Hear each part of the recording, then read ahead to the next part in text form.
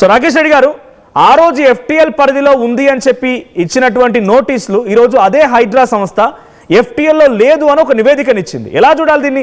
కోర్టుల్ని తప్పుదో పట్టిస్తున్నాయా? ఆ రోజు ఎఫ్టీఎల్ పరిధిలో నోటీసులు ఇచ్చిన తర్వాత అక్బరుద్దీన్ వేసి కోర్టుకు వెళ్తారు, వాళ్ళకి స్టేటస్ కో వస్తుంది కొన్ని రోజుల పాటుగా. అంతలోనే మళ్ళీ ఎఫ్టీఎల్ లేదని చెప్పి హైడ్రా తేల్చింది. ఎందుకు ఎఫ్టీఎల్లో సడన్గా ఎట్లా మాయమైంది? ఎవరు మాట్లాడాలి? ఎఫ్టీఎల్ పరిధి నుంచి ఎట్లా మాయమైంది సడన్ గా? మనోజ్, నన్ను అడుగుతున్నారా మీరు? మిమ్మల్ని అడుగుతున్నా రాకేష్ రెడ్డి గారు. అంటే దీనికి ఒకటి మనోజ్, ఆర్టీవీలో చూస్తున్న వ్యూవర్స్ అందరూ తెలుసుకోవాల్సింది తెలంగాణలో ప్రభుత్వం ఏ రకంగా పనిచేస్తుంది. ఒకటి, హైడ్రా 2.5 సంవత్సరాల నుంచి ఊకదంపుడు ఉపన్యాసాలతోని పెద్ద పెద్ద ప్రెస్ మీట్లు పెట్టిన ఆనెస్ట్ అని చెప్పుకునే రంగనాథన్, డైనామిక్ అని చెప్పే అధికారి, సగం మంది పేదల కడుపు అంటే గోడులు కూర్చిన పేదవాళ్ళ గోడులు కూర్చి మధ్య తరగతి వాళ్ళ కొంపలు కూల్చిన హైడ్రాకి అధికారి రంగనాథ్ గారు. ఒకవేళ అతను చెప్పింది ఈ రకంగా అంటే నేను ఈ రోజు ఎందుకంటే కొంత ఇబ్బందికరంగా ఉంది, నేను ఒకటి మాత్రం చెప్తున్నాను. ఒకవేళ ఈ నోటీస్ నువ్వు మార్చినప్పుడు మరి ఆ నోటీస్ ఎందుకు మార్చలేకపోయినావు రంగనాథ్ గారు? పేదవాళ్ళ నోటీసులు. ఇప్పుడు ఈ నోటీసు 6 నెలల్లో మేము కూల్స్తాము స్కూల్ కు మానవ మీతో టీవీలల్లా ఇంటర్వ్యూలు అన్ని చోట చెప్పాడు మనోజ్. ఇది కొత్తగా 2 నెలల క్రితం వరకు ఎఫ్టీఎల్ ఉందన్నట్టుగా నోటీసులు ఇచ్చారు.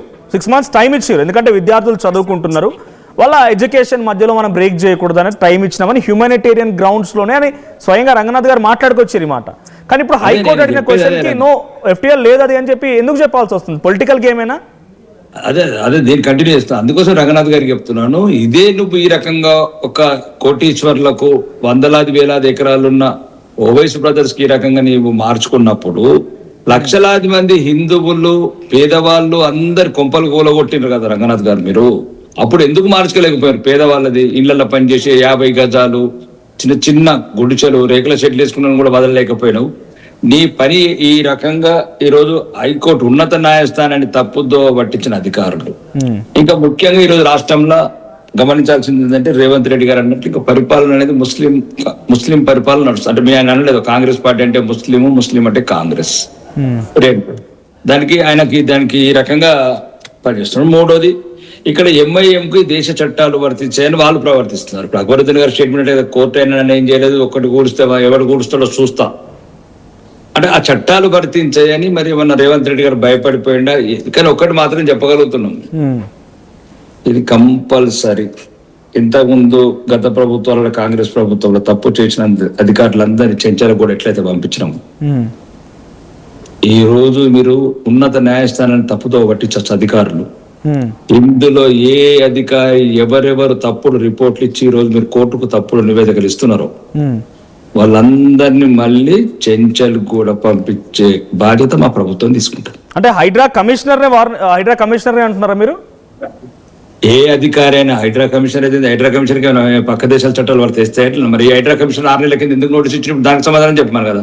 అవును, ఆయన సమాధానం చెప్పానండి. హైడ్రా కమిషనర్ అంటే ఏమనుకుంటున్నారు మీరు? ఆయన స్పెషల్ ఏదైనా అపాయింట్ చేసినట్లు ఐక్యరాజ్య సమితి తెలంగాణలో. ఇప్పుడు ఆయన ఎక్కడ అయింది? ఆయన ఆనెస్ట్ ఎక్కడికి పోయింది?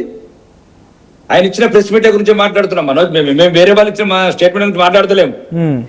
అంటే అతను చేస్తే అన్ని లెక్క అయితే మరి అదే నువ్వు ఈ రకంగా ఇది మార్చినప్పుడు లక్షలాది మంది పేద హిందువులు వాళ్ళందరూ కొంపలు కొల్లేరి చేసావు కదా, కొంపలు కూలగొట్టావు కదా, కాళ్ళు పట్టుకుంటే వదలలేదు కదా పాపాత్ములాగా.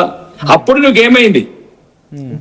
1 లక్షల కోట్ల ఎఫ్టీఎల్ పరిధిలో లేదు అనేది కావాలనే మార్చిర్రా? ఏంటండి నాకు వినబడుతుంది సరిగ్గా. ఎఫ్టీఎల్ పరిధిలో లేదు అనేది కావాలనే మార్చిర్రు అంటే ఒరిజినల్ సర్వే చేసి. అరే హైకోర్టు ఇగో ఒకటండి, రిపోర్ట్లు ఈరోజు రంగనాథ్ గారు మార్చినా ఏ అధికారి మార్చినా పాత రికార్డులు ఎటు పోవు, శాటిలైట్ లింక్స్ తీస్తాము. ఎఫ్టీఎల్ రికార్డ్స్ ఉన్నాయి, ఇప్పుడు కాదు 100 సంవత్సరాల నుంచి ఉన్నాయి. హైకోర్టే ముక్కున వేలేసుకుంటుంది. సల్కన్ చెరువు ఎంత ఉన్నది, ఇంత తక్కువ ఎందుకు చూపిస్తున్నారు ఎఫ్టీఎల్ అని మీరు? అవును, అంటే ఒక ఉన్నత న్యాయస్థానాన్ని తప్పు ఓబులాపురం మైనింగ్ అసలు ఏ అధికారులు జైలుకు పోయినరో, ఈ సల్కన్ చెరువులో ఎవరెవరైతే అధికారులు తప్పుడు రిపోర్ట్లు ఇస్తున్నారో, ఉన్నత న్యాయస్థానాన్ని తప్పుదో పట్టిస్తున్నారో దానికన్నా ఎక్కువ శిక్ష లేపిస్తాం మా ప్రభుత్వం. ఒకసారి కాంగ్రెస్ వర్షన్ కూడా తీసుకుంటానండి, మీరు హోల్డ్ లో ఉండండి. కాంగ్రెస్ నుంచి మాజీ మంత్రి పుష్పలీల గారు ఉన్నారు. పుష్పలీల గారు, సల్కం చెరువు ఏంటి అక్బరుద్దీన్ ఓవైసీ మాట్లాడిన మాటలకి వార్నింగ్స్కి భయపడిపోయిందా హైడ్రా కానీ కాంగ్రెస్ కానీ? మీరు 2 ఏళ్ల క్రితం ఇచ్చినటువంటి నోటీసులో ఇది FTL పరిధిలో ఉందని చెప్పినటువంటి కాంగ్రెస్ లేదా హైడ్రా, మీరు ఒక జీవో ద్వారా తీసుకొచ్చినటువంటి ఒక హైడ్రా అనే సంస్థ కొన్ని వందల నివాసాలని, చాలా నిరుపేదల్ని, లేకపోతే ఫుట్పాత్ల మీద చిన్న చిన్న ఉద్యోగాలు, చిన్న చిన్న వ్యాపారాలు చేసుకునే వాళ్ళని కూడా తుడిచిపెట్టేసిర్రు, ఫుట్పాత్లను క్లియర్ చేస్తున్నామన్నారు, రకరకాలుగా మాట్లాడుకొచ్చారు. కానీ సడన్గా సల్కం చెరువు దగ్గరికి వచ్చేసరికి ఏం జరిగింది? ఎందుకు మీ నివేదిక మారింది? అప్పుడు మీరు పొరపాటు పడ్డారా? నిజంగా అప్పుడు మీరు పొరపాటు పడే FTLలో లేనటువంటి ఒక సంస్థకి మీరు నివేదిక ఇచ్చి లేక నోటీస్ ఇచ్చి ఉంటే ఆ అధికారమే చర్యలు తీసుకోండి. లేదు మార్చిరంటే మీ ఎజెండా కోసమేనా, మీ పొలిటికల్ యాక్షన్ కోసమేనా? ఇది బీజేపీ క్వశ్చన్. పుష్పలత గారు నా వాయిస్ వినిపిస్తోందా? హలో, మీ సౌండ్ క్లియర్ గా వస్తలేదు. పుష్పలత గారు నా మాట ఓకేనా ఇప్పుడు? మీ వాయిస్ కరెక్ట్ గా రావట్లేదండి. ఒక్కసారి నా మాట వినిపిస్తోందా ఇప్పుడు మీకు? ఒకటి పెట్టేసి అప్పుడు దొడ్డుది పెట్టేసి. పుష్పలత గారు నా మాట వినిపిస్తోందా?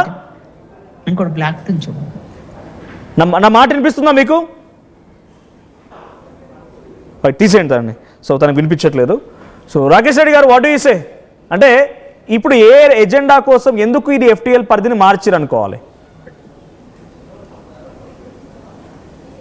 FTLే కాదు, అన్ని మారుస్తాడు రేవంత్ రెడ్డి గారు. రేవంత్ రెడ్డి గారు ఎప్పుడైతే రేవంత్ తొద్దిన అయిందో ఇంకా భవిష్యత్తులో చాలా మారుస్తాడు. అన్ని ఏ రకంగా అయితే ఈరోజు చట్టాలని, న్యాయస్థానాలని అపహాస్యం చేస్తున్నాడో తన పదవి గురించి, అంటే భవిష్యత్ తరాలకు కూడా ఈ రకంగా రాజకీయ నాయకులు చేసిండ్రని ఒక ఉదాహరణ చూడడానికి రేవంత్ రెడ్డి ఎన్ని ప్రయత్నాలు చేస్తున్నాడో ఆ ప్రయత్నాలన్నీ రేపు బెడిసి కొడతాయి. ఈ రోజు ఇంతకు ముందు ఎట్లయితే పాములను మెడగేసుకున్నట్టు బీఆర్ఎస్ పార్టీ కూడా పాములను మెడగేసుకుంది. ఇంతకు ముందు ప్రభుత్వంలో కూడా 10 ఏళ్ళు ఆలబాగా కొట్టారు. ఇప్పుడు రేవంత్ రెడ్డి కూడా నమ్ముతున్నాడు మళ్ళీ ఈయన అధికారం దిగగానే మళ్ళీ సేమ్ అయిపోతారు వాళ్ళు. కాబట్టి వాళ్ళకి భయపడి ఈ రకంగా నువ్వు మొత్తము అన్ని వ్యవస్థలను నిర్వీర్యం చేస్తూ ఉన్నత న్యాయస్థానాన్ని తప్పుదోవ పట్టిస్తున్నప్పుడు భవిష్యత్తులో రేవంత్ రెడ్డి కూడా తగిన దానికి పరిహారం చెల్లిస్తాడు. అధికారులను మాత్రం, ఎందుకంటే రాజకీయ నాయకులు వీళ్ళు ఉంటారు పోతారు, కానీ రంగనాథ్ లాంటి అధికారులు, మిగతా అన్ని డిపార్ట్మెంట్ అధికారులకు చెప్తున్నాము, ఇప్పటికన్నా మళ్ళీ ఇమ్మీడియట్ తప్పులు సరిదిద్దుకొని ఉన్నత న్యాయస్థానానికి సరైన రిపోర్ట్లు ఇవ్వండి. ఏదైతే నిజమైన రిపోర్ట్లు ఉన్నాయో సబ్మిట్ చేసేయండి. మీరు చెప్పిన మాటల్ని మీరు ఏదైతే ప్రెస్ మీట్ల కోట్లాది మంది ప్రజలు చూశారో అవి సరిదిద్దుకొని చెప్పండి. ఆ సల్కాన్ చెరువులో ఉన్న ఏదైతే అక్రమ కట్టడాలని కూల్చివేయండి. లేదు ఇన్ని రోజులు మీరు కూల్చిన ఏదైతే ఉన్నదో లక్షలాది మంది పేదవాళ్ళు తిరిగి పునర్నిర్మించండి. ఒకసారి కాంగ్రెస్ జాయిన్ అయ్యారు, తన వర్షంలో వింటాను. పుష్పలీల గారు నా మాట వినిపిస్తోందా ఇప్పుడు? పుష్పలీల గారు, పుష్పలీల గారు నా మాట వినిపిస్తోందా? PCR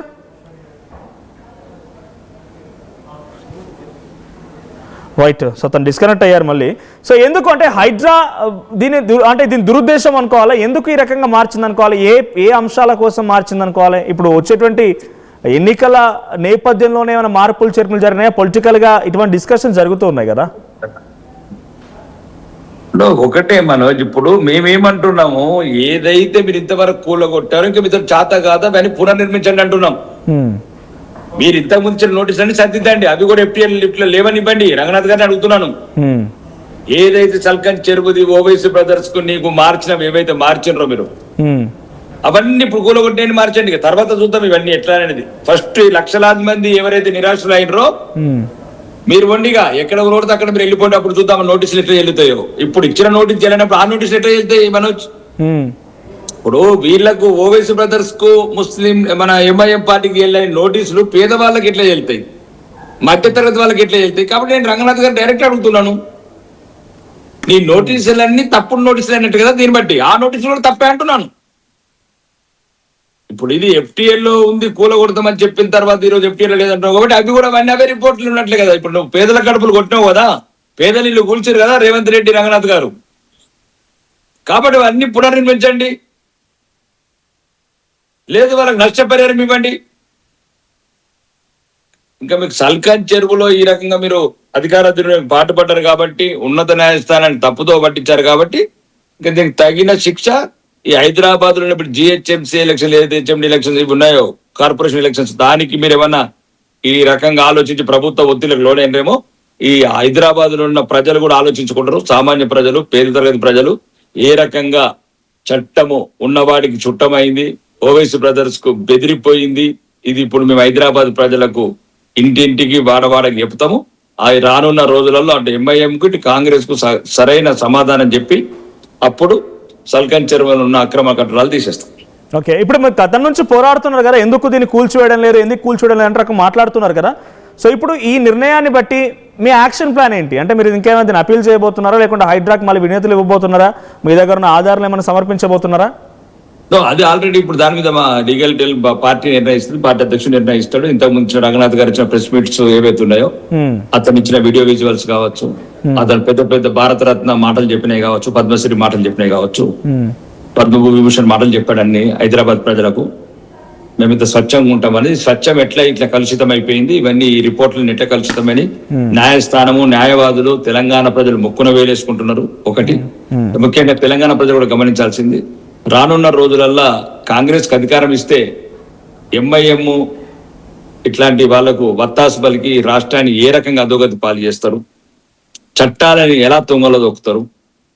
కాబట్టి ఇవన్నీ తెలంగాణ ప్రజలు కూడా ఆలోచించుకొని, ముఖ్యంగా అధికారులకి ఒక నిమిషం మీరేం టెన్షన్, ఎవరెవరైతే ఒత్తిడికి లోనవుతున్నారో మీరు రాకేష్ గారు ఒక నిమిషం, కాంగ్రెస్ వాళ్ళు అందుబాటులోకి వచ్చారు. పుష్పలీల గారు ఉన్నారు, మాజీ మంత్రి పుష్పలీల గారు. సల్కం చెరువుకి 2 ఏళ్ల క్రితం నోటీసులు ఇచ్చారు, ఎఫ్టీఎల్ పరిధిలో ఉంది,